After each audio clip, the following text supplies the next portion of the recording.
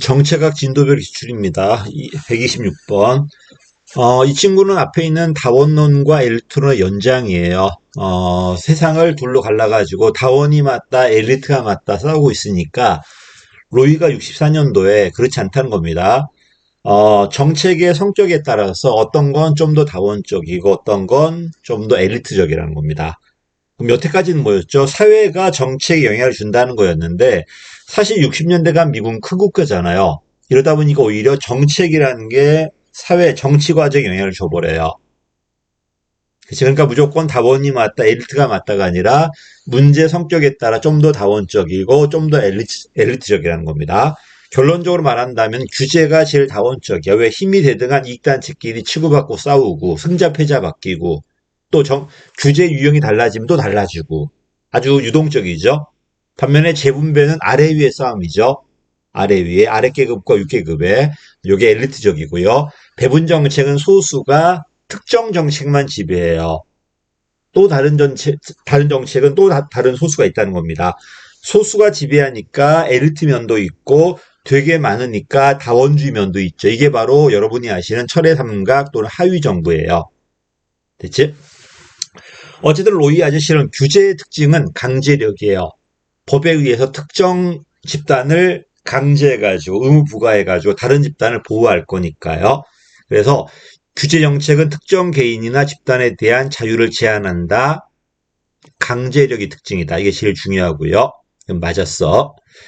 자, 두 번째입니다. 분배 정책은 자 조심할 게 농민 피해인데 이 농민 피해에 대해 돈을 줬다.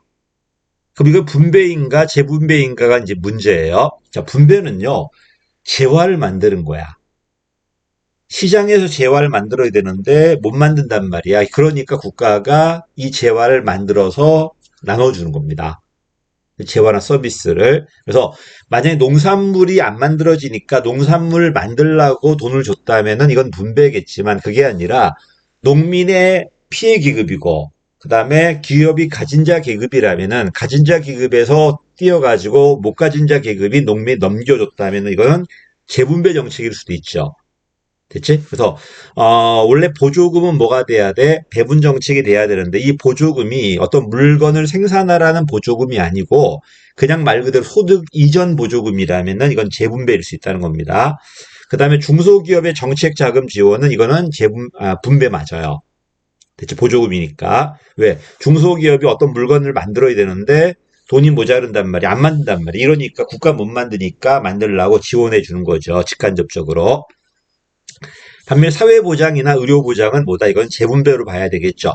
이걸 분배로 본다면은, 그럼 분배 정책은 사실 좀 나누기 좀 곤란한데, 원래 분배 정책은 재분배 정책을 품고 있어야 되거든요. 근데 로이 아저씨는 그거 구분했단 말이야. 그래서 아래 위로 갈라지는 것들은 되게 뭐다? 이건 재분배로 봐야 돼요. 그래서 어쨌든 이건 틀렸습니다. 왜 틀렸냐면 일단 피해 농민에 대한 지원, 피해라고 한 거 보니까 재화를 생산했다기보다는 어떤 못 가진 계급에 그게 금전을 줬다 이렇게 의미로 내신 것 같고요. 그럼 이거는 분배 정책이 맞아요. 반면 사회의료보장 이거는 재분배로 봐야 됩니다. 이건 틀렸고요. 그다음에 재분배 정책은 보다시피 아래 위로 갈라져요. 윗계급이 피해자가 되고 아랫계급이 수혜자가 돼요. 됐죠? 그래서 이 사회보장은 지금 누구나 만약에 수혜를 보는 거라면 분배로 볼 수도 있겠지만은 아직까지 이런 사회보장은 재분배로 많이 분류하시더라고요. 자, 아래 위 싸움이다 보니까 계급 대립이고 재화를 만드는 게 목적이 아니라 소득 그 자체를 이전하는 게 목적이에요. 대체 이건 맞았고요. 재분배 사례는 저소득을 맞춰 아래 위 갈라졌으니까 저소득이다, 영세입니다. 이건 맞았는데 뭐가 틀렸다? 대덕 연구개발의 특구 지원은 여기 보조금이야. 어떤 재화를 생산하기 위해서 국가가 보조금을 대주는 거야 이게. 이거는 배분 정책이고요. 얘가 못 가져서 주는 게 아니고 어떤 물건을 만들라고 얘도 마찬가지야. 못 가져서 주는 게 아니라 어떤 재화를 만들라고 지원해 주는 거야 이게. 다음에 구성정책은 정부기구라든지 공무원 연금 보수라든지 이런 거 아닌가요? 선거구라든지. 그래서 대외 국민과는 관련이 없고 대내외적 정책들 이건 맞았죠. 기업과 디귿 미음이 맞습니다. 2번이네요. 자, 로이네요. 로이의 구성정책. 구성정책은 앞으로 게임을 어떻게 할 것인가에 대한 룰을 만드는 정책이야. 국정 운영에 대한 게임의 룰. 됐지? 이러니까 누구한테나 다 똑같이 들어갈 거고, 그치? 누가 수혜자인지 피해자인지 구분이 잘 안 돼요. 사례를 물어봤네요. 얘 상징과 많이 비교돼요. 공무원의 보수, 군인이든 공무원이든 맞고요. 보수와 연금, 선거구 들어와 있죠. 정보기구 들어와 있죠. 반면에 국유지를 불허하는 거는 이건 배분 정책이에요. 어떤 재화를 나눠주는 정책이야, 이게. 그치? 답은 그래서 4번이 틀렸습니다. 자, 그 다음에 근로장려, 저소득이 나왔잖아요. 저소득을 위한 근로장려금 제도니까 이건 뭐로 봐야 돼? 재분배로 봐야 되겠죠. 저소득, 윗계급한테 띄워가지고 저소득에 넘겨주는 거야, 지금. 어떤 재화를 만들려고 넘겨주는 게 아니니까요. 자, 그 다음에 내려갑니다. 로이 아저씨 또 나왔네요. 자, 배분 정책은 보다시피 사회에서 어떤 재화를 만들어야 되는데 잘 못 만든단 말이야. 이러니까 시장에서 만들 수 있게 지원해 주죠. 또는 직접 만들어 줄 수도 있어요. 재화나 서비스를 특정 부분에 배분하는 거다. 얘는 수혜자밖에 안 보여요. 왜? 피해자는 누군지 몰라. 국민들이 세금 내서 만드는 재화들이거든요. 그럼 여러분이 내는 세금이 누구 어떤 재화 만드는데 사용되는지 모르잖아요. 그러니까 수혜자는 명확한데 피해자는 이게 내가 돈을 낸 돈이 누구한테 들어갔는지를 알 수가 없어요. 그러니까 수혜자, 피해자가 갈등이 있을 수가 없겠죠. 그래서 틀렸습니다. 배분 정책은 수혜자 중심의 정책이고요. 철의 삼각이 만들어지고 비용 부담자는 각출하다 보니까 별 관심도 없고 내가 낸 돈이 누구한테 들어갔는지 알 수 없어요. 직접 마찰이 있을 수가 없다는 거야, 이게. 틀렸습니다. 옳지 않은 거니까 1번이네요. 규제 정책은 보다시피 강제력이 특징이라니까 특정 개인이나 집단에게 선택의 자유를 제한해가지고 다른 사람을 보호하는 거고 불응한 다음 강제력이 들어간다는 거야. 그치? 그 다음에 재분배 정책은 또 나왔지. 고소득에서 저소득으로 소득 이전이 목적이다. 계급 대립적이다. 구성정책은 정보기구 신설이나 공무원의 보수 이런 것들이니까 너무 다 맞는 말이고 1번 틀렸습니다. 수혜자와 피해자 간에 직접 대립이 없습니다. 자, 그 다음에 가장 상이한 거네요. 특수한 집단에게 재화나 서비스를 나눠준다. 이건 뭐가 되는 거야, 이게? 배분 정책이죠. 특수한 대상 집단에게. 그러니까 여기서 말하는 특수한 대상 집단은 못 가진 자 그런 게 아니에요. 아까 봤듯이 어떤 물건을 만드는 중소기업이라든지 대덕 연구단지라든지 여기에다가 어떤 서비스나 이걸 준다는 겁니다. 반면에 재량권을 제재에 통제가 한다. 이건 규제잖아요. 얘는 뭘 주는 거고 얘는 의무가 부과되는 거고 틀렸을 때는 뭐야?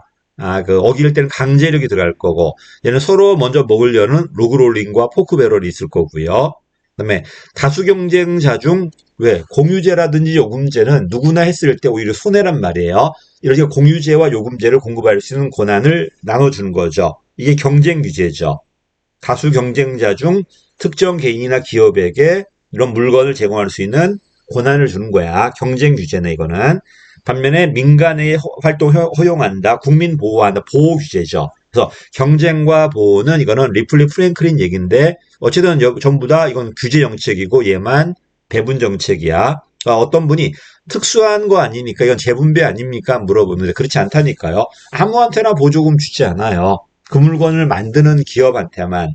그지? 어떤 연구개발하는 학교한테만 주는 거지 누구한테나 주는 건 아니잖아요. 그래도 목적이 윗계급과 아랫계급의 그 소득을 이전하는 게 목적이 아니라 어떤 재화를 생산하게 만드는 게 목적이에요. 자, 그 다음에 또 나왔네요. 바르게 연결하는 것은 분배정책, 사회간접적은 맞죠. 그치? 근데 이건 규제정책이죠. 환경오염 방지에 대한 규제니까 재화를 나눠주는 게 아니라 의무가 부과되는 거니까 보호적 규제고 경쟁 규제는 이건 맞습니다. 방송국이나 이런 그 주파수 할당권은 경쟁 규제가 만드는데 국립학교 만들어가지고 교육 서비스 하는 건 배분 정책이죠. 그치? 배분 정책. 시장에서 제대로 된 교육 서비스가 충분하게 안 나오니까 국가가 직접 하겠다는 겁니다. 또는 사립학교에 보조금 줘가지고 하게 할 수도 있어요. 자, 보호적 규제, 작업장 안전, 맞죠? 작업장 안전, 이거는 기업의 의무가 부과되고 노동자를 보호하는 거고, 국민 건강을 위한 식품 규제도 보호 규제에 맞습니다. 보호 규제는 되게 사회 규제들이에요.